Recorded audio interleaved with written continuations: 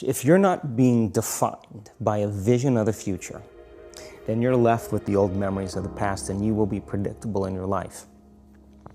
And if you wake up in the morning and you're not being defined by a vision of the future, as you see the same people and you go to the same places and you do the exact same thing at the exact same time, it's no longer that your personality is creating your personal reality. Now your personal reality is affecting or creating your personality. Your environment is really controlling how you think and feel unconsciously, because every person, everything, every place, every experience has a neurological network in your brain. Every experience that you have with every person produces an emotion. So some people will use their boss to reaffirm their addiction to judgment.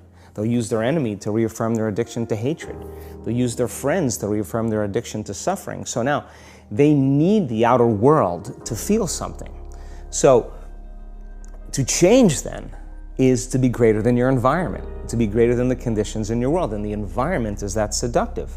So then why is meditation the tool? Well, let's sit down, let's close our eyes. Let's disconnect from your outer environment. So if you're seeing less things, there's less stimulation going to your brain. If you're playing soft music or you have earplugs in, less sensory information coming to your brain, so you're disconnecting from your environment. If you can sit your body down and tell it to stay like an animal, stay right here. I'm going to feed you when we're done. You can get up and check your emails, you can do all your texts, but right now, you're going to sit there and obey me. So then, when you do that properly, and you're not eating anything or smelling anything or tasting anything, you're not up experiencing and feeling anything, you would have to agree with me that you're being defined by a thought, right? So when the body wants to go back to its emotional past, and you become aware that your attention is on that emotion, and where you place your attention is where you place your energy, you're siphoning your energy out of the present moment into the past, and you become aware of that. And you settle your body back down in the present moment, because it's saying, well, it's 8 o'clock. You normally get upset because you're in traffic around this time.